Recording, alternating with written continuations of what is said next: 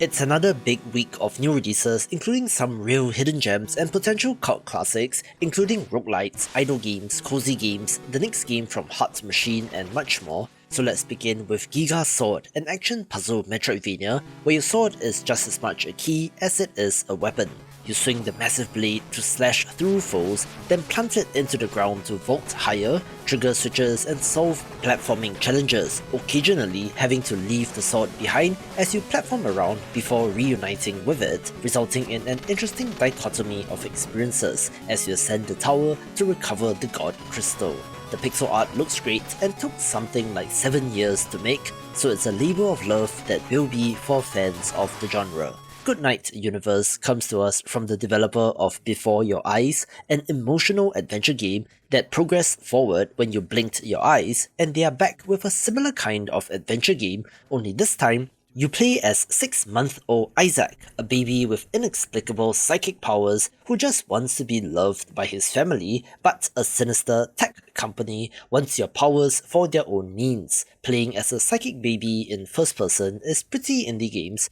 with the pedigree making this off-note, and should be one of those titles that will bring tears to your eyes. This video is brought to you by Ghost Sector, a survival horror game where you play as M07, a prototype machine trapped inside a cybernetic facility which is now placed on lockdown. You navigate corridors, chambers, and control rooms filled with traps and hostile systems, hacking terminals, solving puzzles, and recovering memory fragments that explains your creation and the circumstances leading to the situation you find yourself in. You begin defenseless with a limited power source and must find modules which upgrade your abilities from a shield, a stronger power core, and eventually weapons, but each drains your finite energy reserves, which you need to keep in mind when exploring. The automated defenses in the facility are hostile and will require stealth, cunning, or combat to get through. It is classic survival horror, so it has fixed camera angles, tank controls, and a throwback visual style, which is faithfully done as you solve puzzles, find key items, and backtrack to previously locked doors to access new areas and advance the story,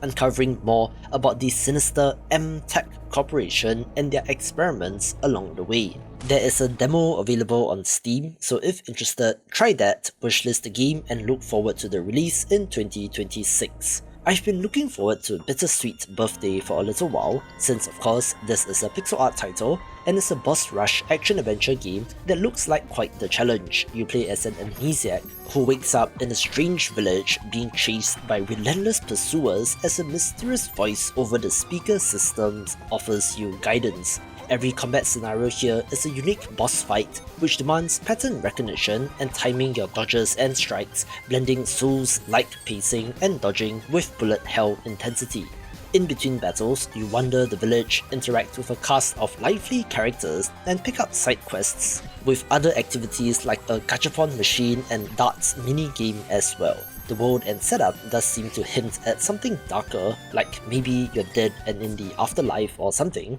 so the central mystery should be interesting, with the gorgeous pixel art and challenging combat rounding off the package. Rue Valley is a narrative-rich RPG set within an isometric world where you're caught in a relentless time loop and must find a way to break free. Set in the small, rundown town of Rue Valley, you interact with a cast of complex characters through branching dialogues that shape how their stories and yours plays out. A mind map system records your thoughts and changing mental states, letting you explore different emotional and psychological paths as you make choices that ripple through relationships and narrative threads. If you ever hit a dead end, you restart the loop, equipped with new dispositions, fresh insights, and yet more opportunities to unravel hidden secrets. The visual style leans into a comic book aesthetic with hand-drawn touches and a moody tone that reinforces the surreal time loop concept, making it a deeply layered adventure that blends adventure game structure with a CRPG presentation, being similar to Disco Elysium, and should be great. My newsletter to get a weekly dose of what's hot, along with some news and of course weekly game giveaways, so if interested, link is in the description below. Verho Curse of Faces is a first-person dark fantasy RPG that has drawn comparisons to King's Field, set in a brutal world where every misstep could mean death. You wander the cursed land of Yarif after the catastrophic era of solitude, where masks are the only thing protecting its inhabitants from the dreaded curse of faces. Explore twisting dungeons, wielding a variety of weapons using different masks, each with special abilities, and battle grotesque creatures as you make your way through the world to uncover its secrets. Moments of combat, stealth, and discovery intertwine as you level up, allocate stat points, and experiment with hybrid builds, focusing on weapons, magic, or both. The throwback art style is fantastically done, really evoking the exact era of games it is paying tribute to, with the impact of King's Field on gaming being hard to deny, being the prototypical Souls-like. But given that it was a Japan-only release for the PS1, many people might not have played it, so leave it to indie developers to create a similar kind of experience. Other games begin with All Hands on Deck, a light-hearted two-player co-op puzzle platformer where you and your partner play as two disembodied hands, lefty and righty, tasked with rescuing the missing plushies at a daycare, venturing across 3 whimsical worlds in order to do so. You'll jump, grab, snip, and high-five through the levels while utilizing 3 hand forms inspired by rock, paper, and scissors, punch as rock, grab as paper, and snip as scissors, using these together with tools like a rubber band slingshot or an extendable arm to reach new areas and solve puzzles together. There are a number of secrets and additional challenges in each world, along with cosmetic customization of your characters, and follows in the footsteps of games like Biped and looks like fun with a friend. Apparently, first-person cleaning games are now a subgenre of their own, with Ambrosia Sky being the latest entrant, where you return to your home colony on the rings of Saturn, which has become overrun by a sentient fungal contamination. Wield a chemical sprayer and use it to cleanse the fungus, with the hostile fungi trying to electrocute or overwhelm you at every turn. Harvest fungal fruit to unlock upgrade paths for your sprayer, crafting powerful new chemicals to take on increasingly hazardous fungi, which will lead to the opening up of new areas to explore as well. It's a bittersweet homecoming for you, since part of your mission is to collect DNA samples from dead colonists to deepen your understanding of the fungus, which will help you in fighting back, with additional traversal options like grapples to help you move around. It is as if Power Wash Simulator had a more developed narrative and story, giving your actions emotional weight and could be something special. Atari 50 is probably Digital Eclipse's best work in the playable documentary space, with the NAMCO Legendary Pack being a paid DLC which explores the early partnership between Atari and NAMCO and includes playable retro titles such as multiple versions of Pac-Man, Galaga, Dig Dug,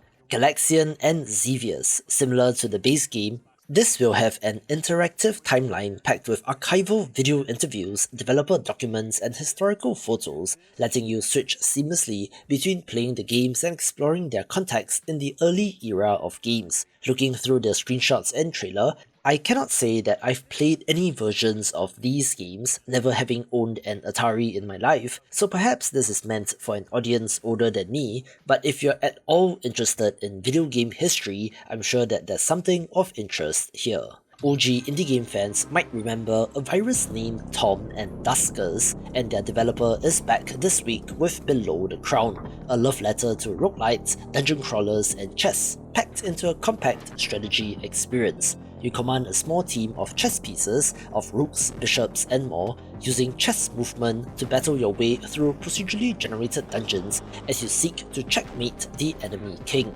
However, there are hazards on the battlefield, as well as spells and cards to deploy, such as being able to clone enemy pieces or giving your units wrap around so that they can go through the other side of the board and so on, resulting in a deeply strategic and cleverly designed title. So while the idea has been done before, I'm interested to see their take on this. Oh, and also, you're doing surveys after battles to assess your psychological state, so I'm not sure how that ties into the game, but it's an interesting extra layer. A game that sure looks like Lo-Fi Girl, the game, is Chill With You Lo-Fi Story, interestingly self-describing as a sound novel, whatever that is, where you and the character, a spirited young writer, share a digital workspace crafted for comfort and focus. You toggle between lo-fi tracks, ambient soundscapes like rain or wind, and visual themes that reflect the character's mood as you sit beside her in virtual silence and make progress together.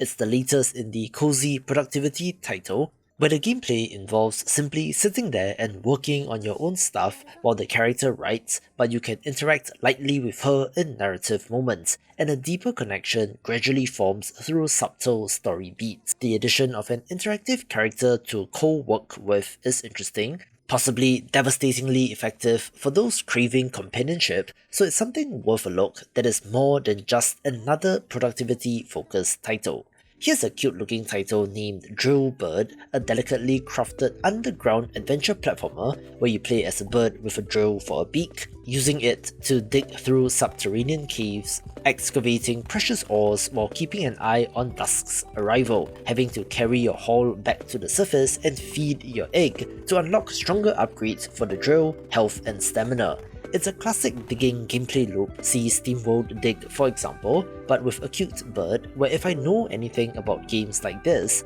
is that the loop will be very compelling since the constant upgrades such as a better drill to dig through tougher blocks or to be able to carry more or drill longer means that you'll get a little bit further with every successful trip. You have to get home before nightfall, or a ghost bird thing will kill you, so there is a risk-reward system in play. Still, it's very cute if simple in design, but should be a great smaller title. I'm pretty intrigued by Faith in Despair since this is a grimdark roguelite deck builder that has you playing as Faith, the last of your kind, battling death itself in an endless cycle of risk and decline, with the gem slotting system for your cards allowing for endless customization. You craft your deck by combining triggers, actions and modifiers which define the abilities of your creatures and spells, with all actions causing the despair level to rise, forcing you ever closer to defeat. There is a story told through Faith's journal, with new starter decks to unlock which should play differently from each other.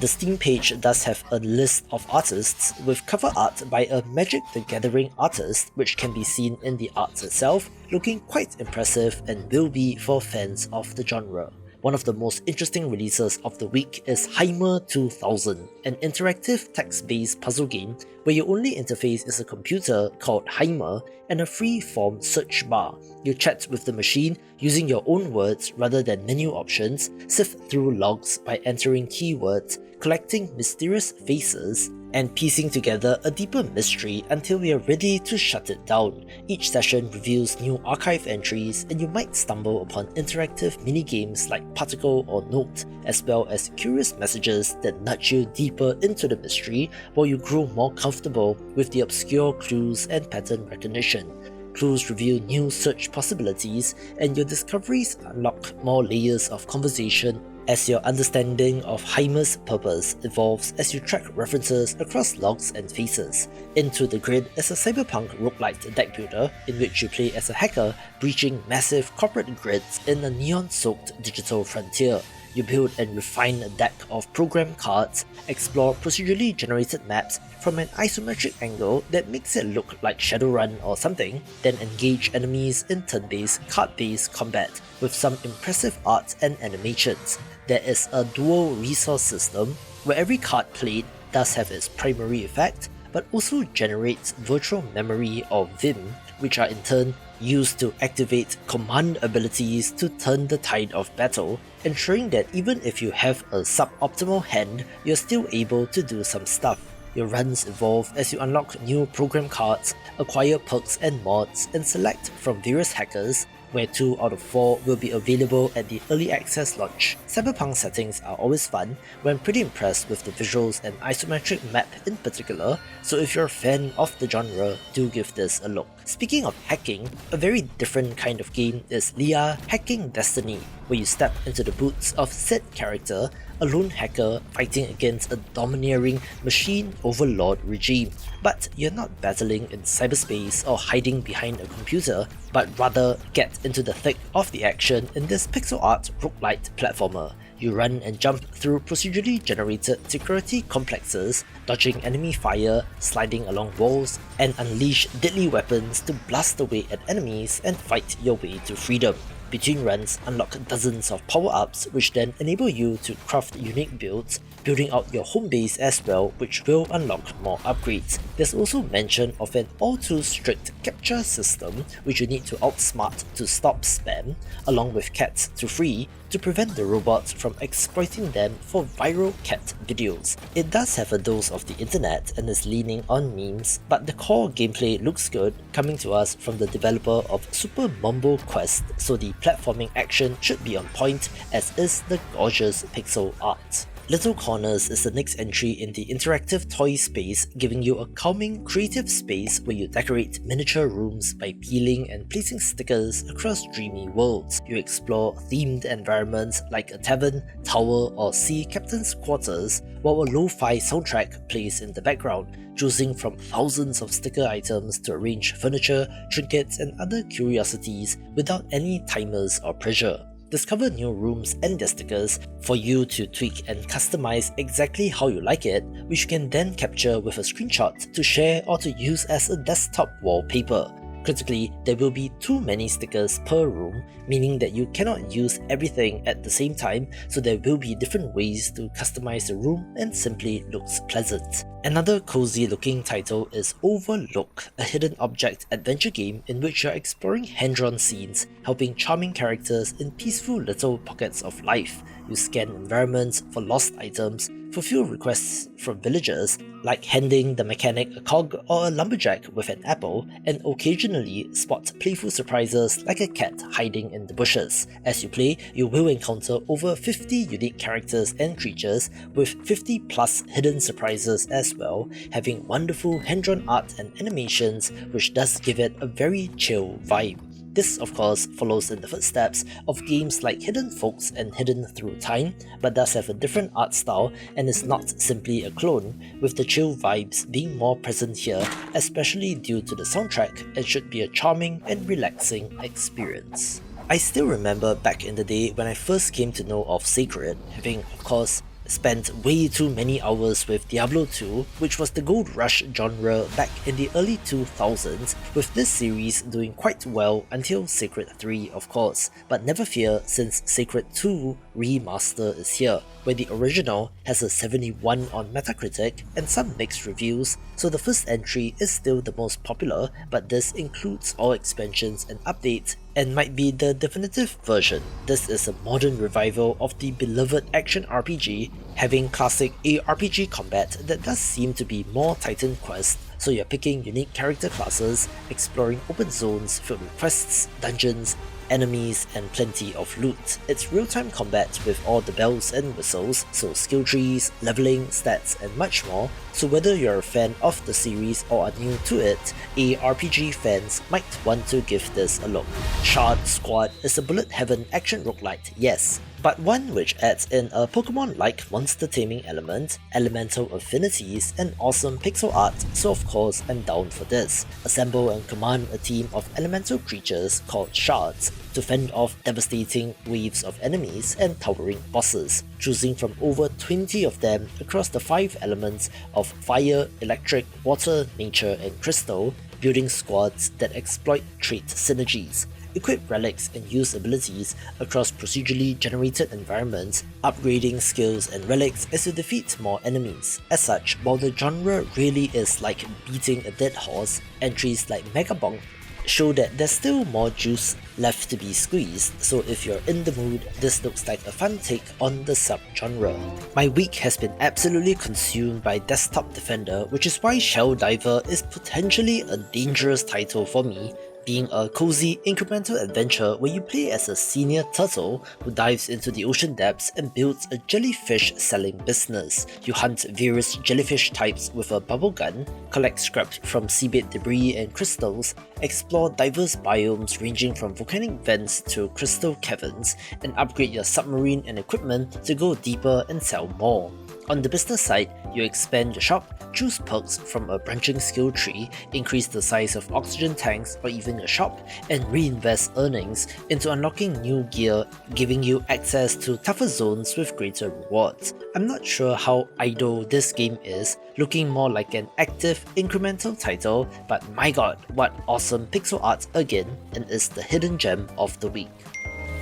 Developer Hymer Games is an interesting one, having made Jagged Alliance 3, Tropical 3, 4 and 5, Omata City of Gangsters, as well as the ARPG Victor Vren, but one of their biggest successes to date is Surviving Mars, a city builder set on the Red Planet, whose relaunched edition is getting flack from the original player base. This refreshes the classic Mars colony builder with upgraded visuals, modern UI, and a sweeping new political governance layer being rebuilt in a new engine and includes all previous DLC. However, existing players are complaining that changes here do include bug fixes, which should have been in the original version, but they are now pointing players towards purchasing this new version, hence the controversy. However, assuming that this works, the city building loop of constructing habitats, managing life support systems, gathering and processing resources while dealing with hazards and dangers like dust storms and power failures was very well done, so this should be exactly the same.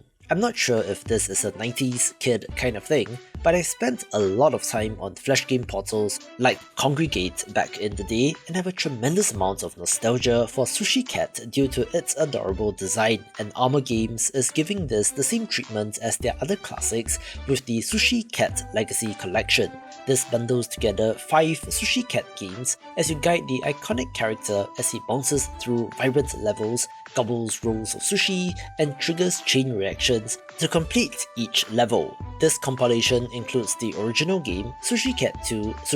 2, The Great Parade, Sushi Catapult, and Sushi Cat The Honeymoon, mostly being varieties of pachinko but with such adorable charm and are good, if simple, arcadey style games. We have not one but 2 chess-inspired games this week, the second of which is Yes, My Queen, one that adds deck builder elements where you're using cards to bend the rules in order to save the queen and escape. The boards are variants on the chessboard and mirrors basic chess mechanics, but rather than sticking to orthodox rules, this has all sorts of variants which bends the rules and changes the game,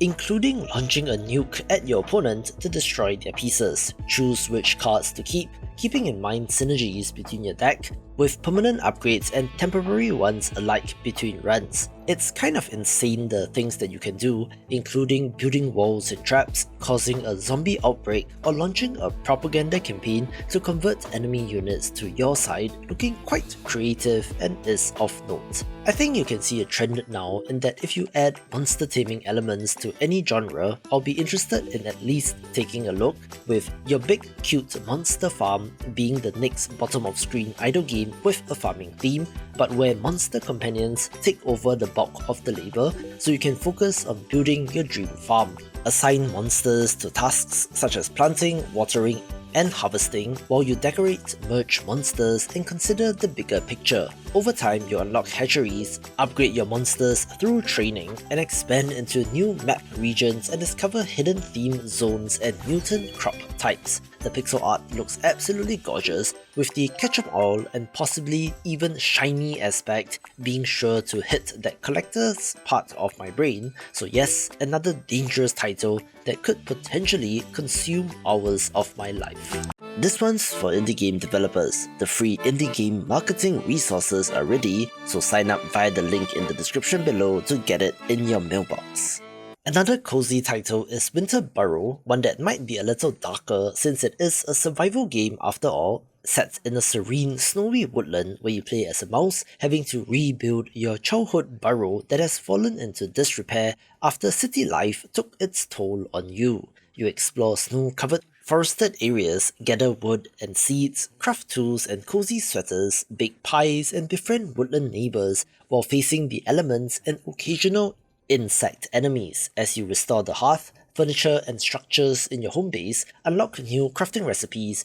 upgrade your burrow, and gradually unearth clues about your missing aunt and what happened while you were away. The setting combines the gentle charm of a cozy life sim with the simmering tension of a survival game, providing some conflicting themes which could lead to an interesting result with fantastic hand-drawn art as well. Million Depth is a single-player action strategy game with beautiful pixel art where you play as Moma, plunging into a million-floor abyss in search of a lost friend, navigating an ever-shifting underground world of timelines and consequences. The combat centers on a clever twist, building a biotope jammer that freezes time whenever Moma stands still, giving you room to strategize even in dire situations. Weapons and shields aren't just found, they are crafted block by block, letting you build everything from long-range guns to rugged shields, upgrading parts by stacking similar blocks together. Shops don't use traditional currencies either,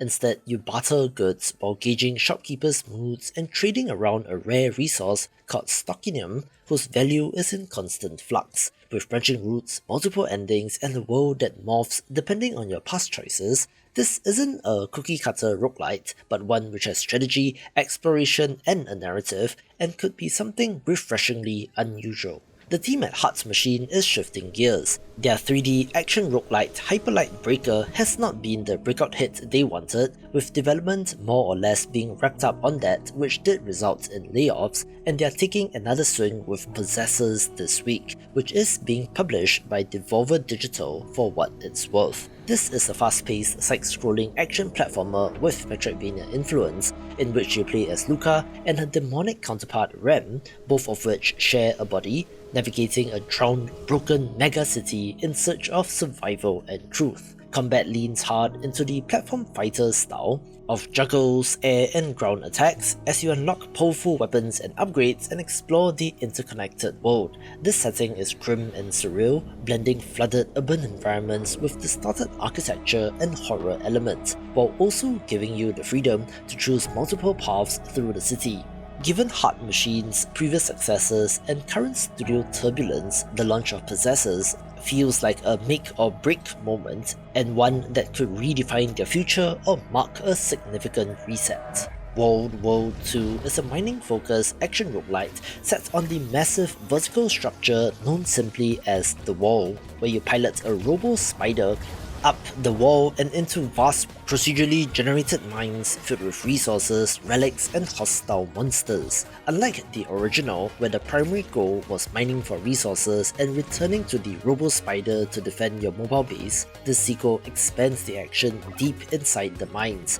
allowing you to explore both on foot and in your Robo-Spider while upgrading both with suits, weapons, and new gear. As you dig deeper into new biomes and unravel the mysteries of the wall, you'll uncover new technologies and face evolving threats, putting a new spin on the mining roguelite, which I'm definitely down for. A very challenging looking precision platformer is Windswept, one that channels the spirit of early 90s collectathons, putting you in control of Marbles the duck and Checkers the turtle as they are swept away after a storm and must find their way home. Platform your way through over 40 handcrafted stages, switching between the two characters and using their unique abilities to get past hazards and obstacles. Levels are designed both for exploration and speedrunning, with secrets to discover in each, so you probably want to take it slow the first time around to poke, prod and learn before going all speedrunner on this game. This developer has shared some insane clips of the game on the level of difficulty, as well as the optional single character way to complete a level, looking like the precision platformer of the year. Watch this video for more of the best indie games.